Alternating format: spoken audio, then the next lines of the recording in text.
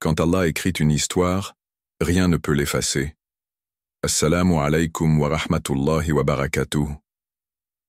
Chers frères et sœurs en islam, avez-vous déjà ressenti cette incertitude face à une relation qui tarde à se concrétiser? Cette attente qui pèse sur le cœur, ce doute qui s'installe. Est-ce vraiment la bonne personne? Pourquoi tout semble si compliqué? Sachez une chose, ce qui est écrit pour vous viendra à vous, peu importe les obstacles, et ce qui ne l'est pas s'éloignera, même si vous le retenez de toutes vos forces. Dans cet écrit inspirant, nous allons explorer comment Allah guide nos rencontres, pourquoi certaines relations échouent, et comment faire confiance à son plan parfait. Que vous soyez en attente d'un mariage, en pleine hésitation ou en train de guérir d'une séparation, ce message est pour vous. Si vous trouvez ces paroles bénéfiques, partagez-les, publiez-les, envoyez-les à ceux qui en ont besoin, car un simple rappel peut apaiser un cœur en quête de réponse. Bismillah, plongeons ensemble dans cette réflexion qui pourrait changer votre vision de l'amour et du destin. Le décret divin. Tout est écrit, rien n'est laissé au hasard. Dans la croyance musulmane, il est fondamental de comprendre que rien dans notre vie ne se produit par hasard. Chaque rencontre, chaque relation, chaque séparation est inscrite dans le décret divin. Allah a déjà écrit notre destin avant même notre naissance. Cette croyance est un pilier de notre foi, connu sous le nom de Qadar, la prédestination. 1.1. La prédestination, un fondement de la foi. L'un des 6 piliers de l'iman, la foi en islam, est de croire au destin, qu'il soit bon ou mauvais.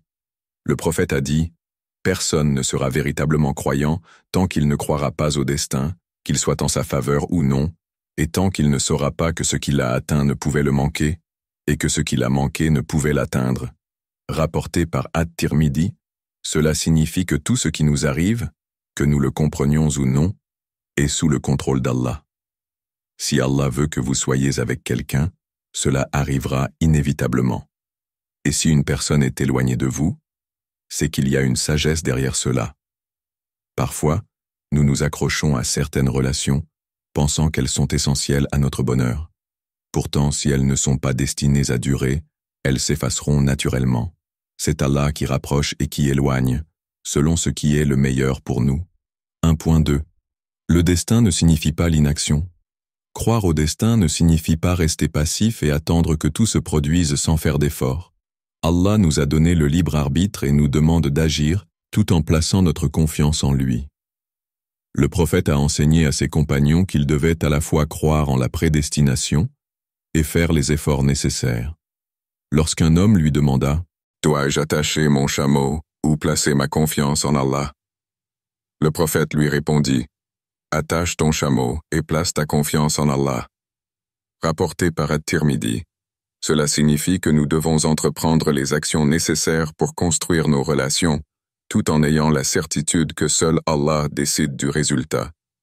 Dans le contexte des relations humaines, cela veut dire que nous devons faire des efforts pour comprendre et respecter l'autre, avoir une bonne intention et agir avec sincérité, accepter que si une personne est destinée à être avec nous, Allah facilitera les choses. 1.3. L'écriture du destin dans la table préservée, Al-Lawh al-Mahfoud. Le destin de chaque être humain est inscrit dans Al-Lawh al-Mahfoud, la table préservée, bien avant notre naissance. Allah dit dans le Coran, « Ne sais-tu pas qu'Allah sait ce qui est dans le ciel et sur la terre? Tout cela est dans un livre. Cela est vraiment facile pour Allah. » Surat Al-Hajj 22-70. Cela signifie que chaque détail de notre vie, y compris les personnes que nous rencontrerons et celles qui resteront dans nos vies, a été décrété par Allah bien avant notre existence. Toutefois, même si tout est écrit, Allah nous laisse une marge d'action à travers nos prières et nos choix. Par exemple, nous pouvons faire des doigts, invocations, pour demander à Allah de nous accorder une personne juste et pieuse dans notre vie. Le prophète a dit « Rien ne repousse le destin, sauf la prière. » Rapporté par At-Tirmidhi. Ainsi, bien que tout soit écrit, Nos prières peuvent influencer le déroulement des événements, dans la limite de ce qu'Allah a prévu pour nous. 1-4. Accepter ce qui est décrété avec sérénité. L'une des grandes épreuves de la vie est d'accepter les séparations et les rencontres qui ne mènent pas là où nous l'espérions. Parfois, nous nous accrochons à une relation en pensant qu'elle est la meilleure pour nous, alors qu'Allah sait qu'elle nous causera du tort à long terme. Allah dit dans le Coran, « Il se peut que vous aimiez une chose alors qu'elle vous est nuisible, et il se peut que vous détestiez une chose alors qu'elle vous est bénéfique.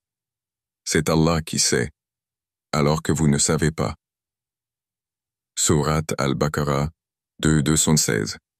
Ce verset nous rappelle que notre vision est limitée, tandis qu'Allah connaît parfaitement l'avenir. Accepter le décret divin, c'est reconnaître que chaque événement a une raison d'être, même si nous ne la comprenons pas immédiatement. 1.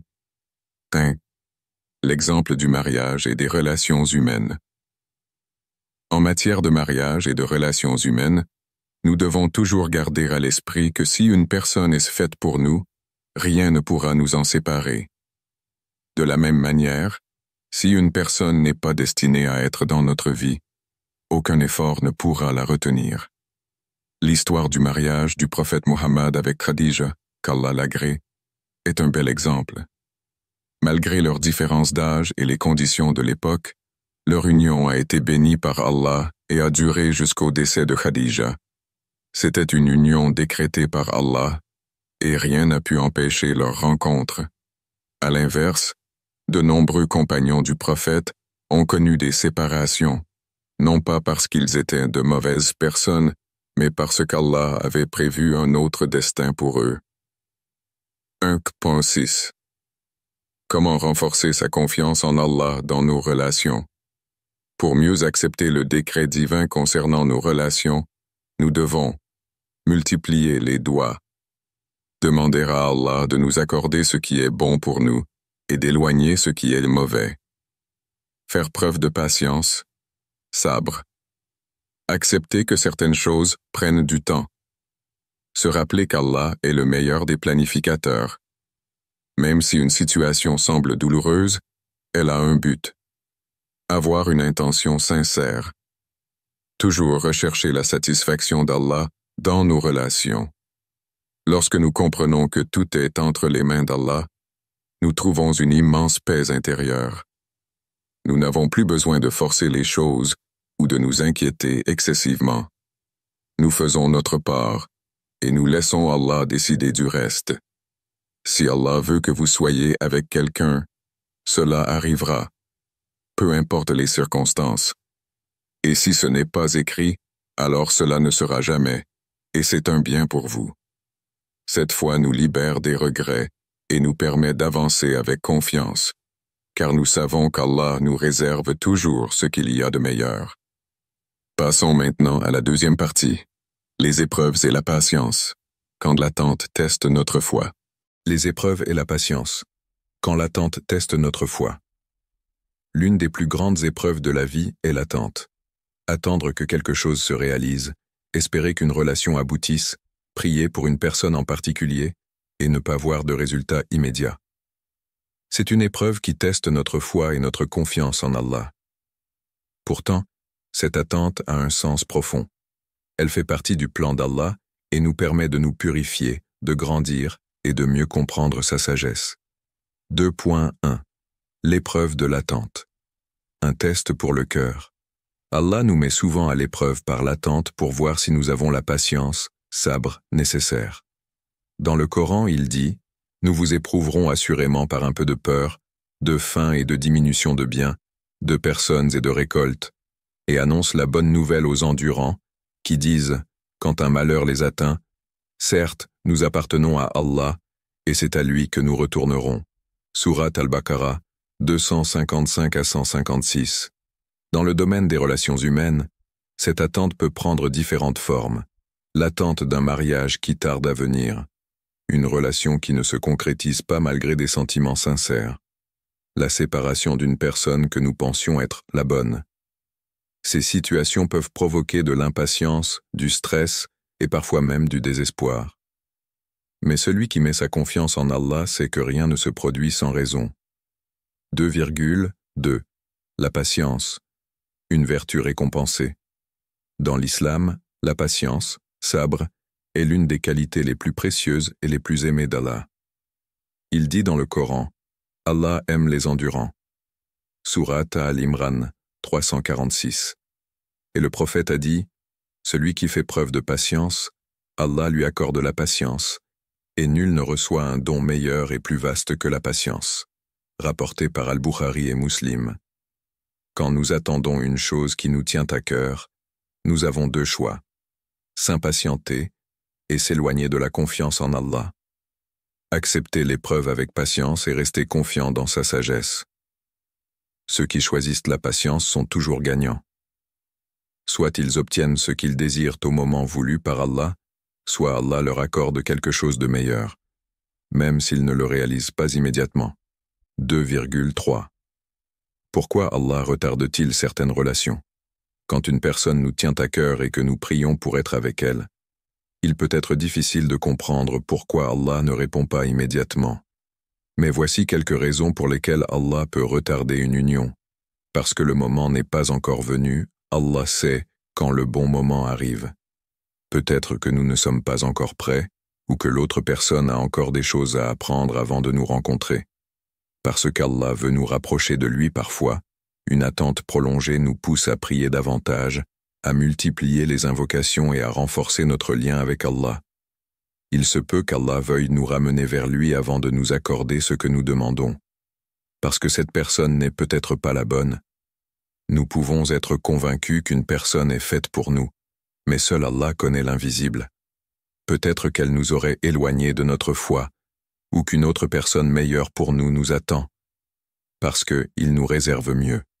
Nous ne savons pas ce que l'avenir nous réserve. Ce qui nous semble être un mal aujourd'hui peut en réalité être une protection. Allah dit dans le Coran, « Il se peut que vous aimiez une chose alors qu'elle vous est nuisible, et il se peut que vous détestiez une chose alors qu'elle vous est bénéfique. C'est Allah qui sait, alors que vous ne savez pas. » Sourate Al-Baqarah, 216. 2,4.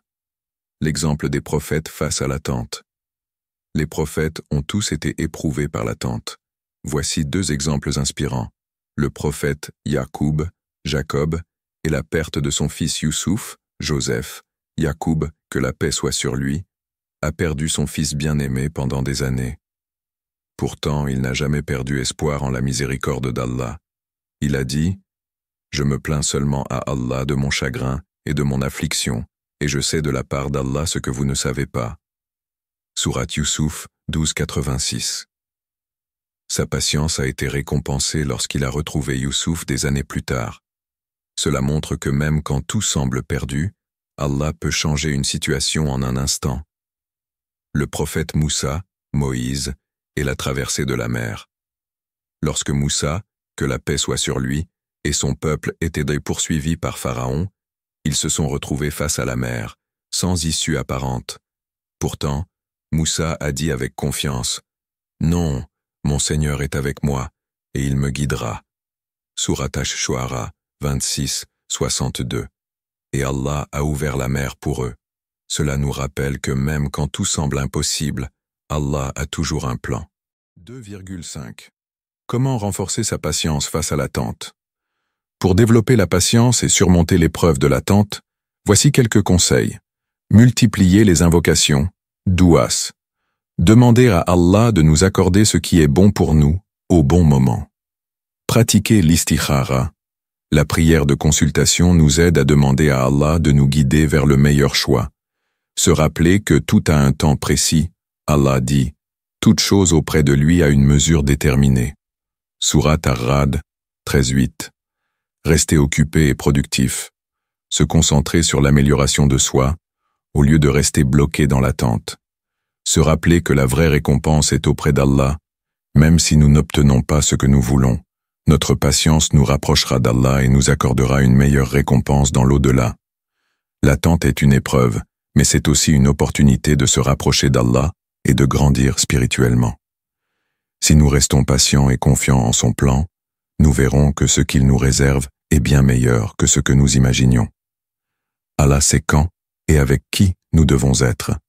Si c'est écrit, cela arrivera. Si ce n'est pas écrit, c'est un bien pour nous.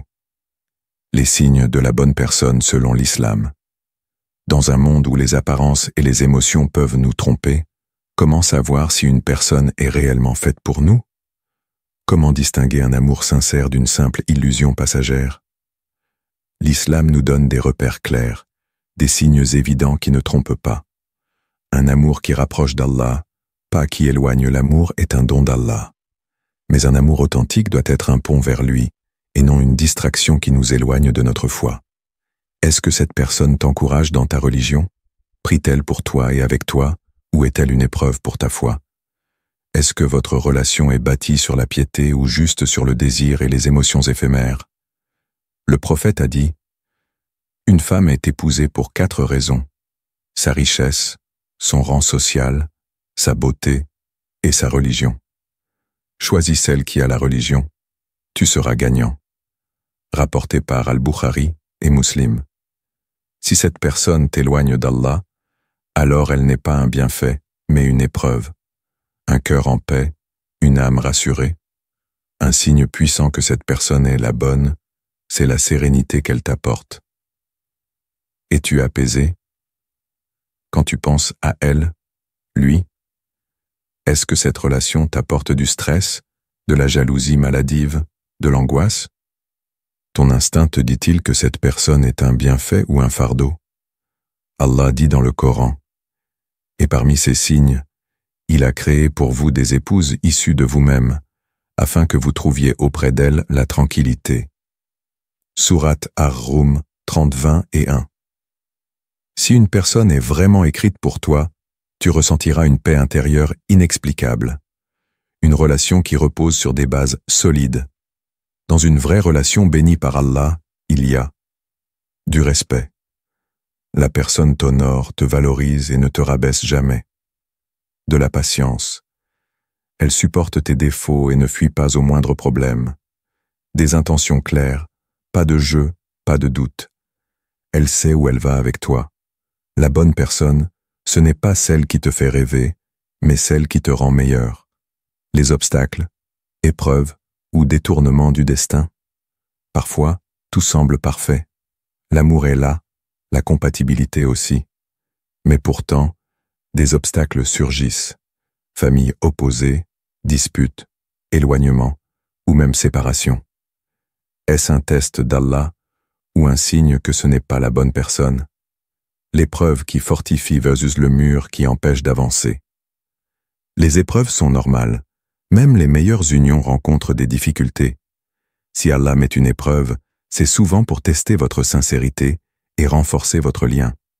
Mais si tout devient chaos, si rien ne va malgré les efforts, c'est peut-être un signe que ce n'est pas écrit. Le prophète a dit, « Ce qui t'a atteint ne pouvait pas te manquer, et ce qui t'a manqué ne pouvait pas t'atteindre. » Rapporté par At-Tirmidhi. Parfois, on s'accroche à une relation que Allah essaie de nous retirer pour nous protéger. La prière d'istikhara. Laisser Allah choisir l'istikhara est une arme puissante pour savoir si une relation est bonne ou non. Demande à Allah, il te guidera. Ô Allah, si cette chose est bonne pour moi, facilite-la moi. Si elle est mauvaise, éloigne-la de moi et éloigne-moi d'elle. Après cela, observe. Si Allah facilite, c'est un bien. Si tout devient confus, si les portes se ferment, lâche prise. Car ce qui est pour toi ne te manquera jamais. Tawakkul. La confiance en Allah dans nos relations. Tu as fait des efforts. Tu as prié. Mais toujours rien? C'est ici que le tawakkul, la confiance absolue en Allah, entre en jeu. Lâcher prise et laisser Allah écrire l'histoire. Le tawakkul, ce n'est pas abandonner, c'est avancer sans peur du futur. Allah dit, « Et quiconque place sa confiance en Allah, il lui suffit. » Sourate At-Talaq 65-3. Ne t'inquiète pas du temps qui passe, le timing d'Allah est toujours parfait. 5.2. Ce qui est écrit viendra à toi, sans forcer. On se bat souvent pour des relations, mais la vérité est simple, si une personne est pour toi, elle viendra à toi. Si ce n'est pas écrit, peu importe tes efforts, elle s'éloignera. Le prophète a dit, si tu demandes, demande à Allah. Si tu cherches de l'aide, cherche-la auprès d'Allah. Rapporté par At-Tirmidhi. Alors prie, patiente, et laisse Allah écrire la suite. Comment attirer ce que Dieu a prévu de meilleur pour nous? Tu veux ce qu'il y a de meilleur? Deviens une personne qui mérite le meilleur. Travailler sur soi avant de chercher l'amour. L'amour n'est pas une destination, c'est un chemin. Avant de demander une personne pieuse, fidèle, aimante, sois cette personne toi-même. Élève ton niveau spirituel. Fais preuve de patience et de gratitude. Sois une personne qui inspire le respect et l'amour. Car Allah dit, « Les bonnes sont pour les bons, et les bons pour les bonnes. » Sourate An-Nur, 24-26. Faire des doigts avec conviction. La meilleure arme du croyant, c'est l'invocation.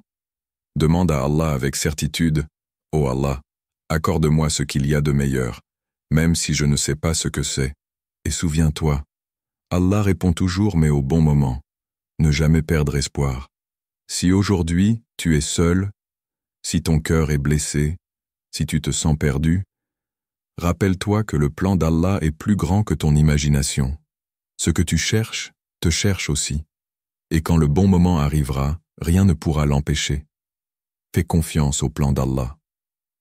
La vie est un voyage rempli d'attentes, d'épreuves et de signes qu'Allah place sur notre chemin. Si une personne est destinée pour toi, rien ne pourra l'empêcher d'entrer dans ta vie. Mais parfois, Allah nous éloigne de certaines relations, non pas pour nous priver, mais pour nous protéger et nous accorder quelque chose de bien meilleur. Patience, confiance et prière sont les clés pour accepter son décret.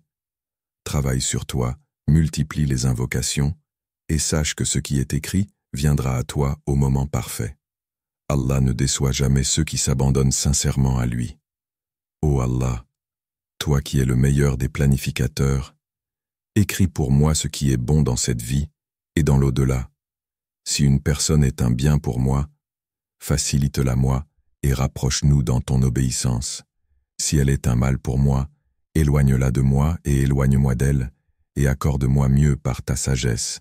Remplis mon cœur de patience, de sérénité et de confiance en toi, car tu es celui qui sait ce que je ne sais pas. Amin.